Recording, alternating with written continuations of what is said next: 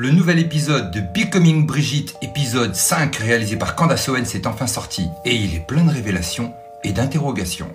Et si tout ce que vous pensiez savoir sur Emmanuel et Brigitte Macron n'était qu'une mise en scène, un scénario monté de toutes pièces, où les dates changent, des documents disparaissent et même les visages changent, ce que vous vous apprêtez à entendre va vous laisser sans voix.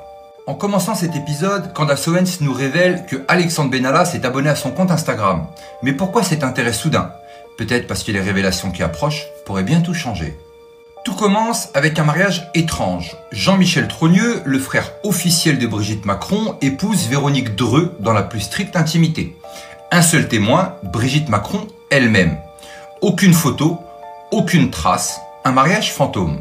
Ils ont eu pourtant 2 enfants, Jean-Jacques Trogneux, qui ressemble étrangement à Emmanuel Macron, difficile de ne pas voir de lien de famille, et une fille Valérie. En 1987, Jean-Michel Trogneux et Véronique Dreux divorcent. Véronique se remarie en 1998 avec Alain Leleu de la Simone. Une vie normale, sauf que Xavier Poussard, journaliste d'investigation, décide de contacter Véronique Dreux. Elle lui confirme bien qu'elle a été mariée avec Jean-Michel et qu'elle a eu 2 enfants. Sauf que quand on lui demande des preuves ou des photos, elle refuse. Plus étrange encore, elle nous affirme que Brigitte Macron lui a ordonné de ne pas s'impliquer. Mais pourquoi Brigitte s'inquiète-t-elle autant ? Xavier Poussard pousse son enquête plus loin. Véronique Dreux refuse de mentionner son mariage dans des documents officiels avec Jean-Michel Trogneux. En 1992, dans un document fiscal, elle mentionne un seul mariage alors qu'elle en a eu 2. En 1998, lors d'un achat immobilier en Corse, elle ment à nouveau face à un notaire. Mais pourquoi vouloir cacher ce mariage avec Jean-Michel Trogneux ? Et son histoire d'après-divorce ne colle pas. Elle affirme officiellement être retournée chez ses parents après son divorce. C'est faux. Elle vivait dans un appartement à Amiens qui appartenait au père de Jean-Michel Trogneux. Et c'est à ce moment-là, en 1986, que Brigitte Macron apparaît officiellement en tant qu'enseignante à l'école Lucie Berger.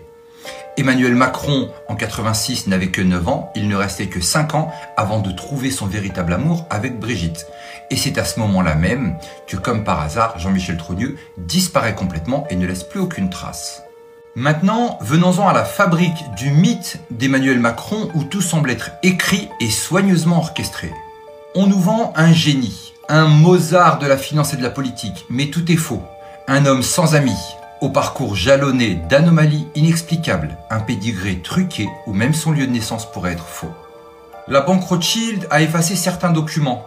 Officiellement, il serait né à Amiens, mais d'après les documents bancaires, il serait né à Paris. Mais pourquoi autant de contradictions ? D'ailleurs, il ne cache pas ses liens avec la famille Rothschild. En 2012, il déclare que personne ne peut le comprendre, sauf l'enfant Rothschild. Sous Hollande, il explique à David de Rothschild qu'il est sa couverture quand la gauche est au pouvoir, et qu'il sera son protecteur lorsqu'il sera au pouvoir.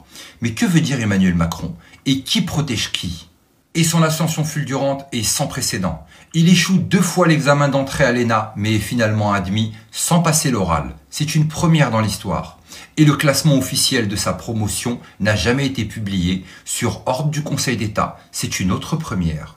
À 32 ans, il devient le plus jeune associé gérant de l'histoire de la banque Rothschild sans même avoir une seule expérience dans le domaine bancaire.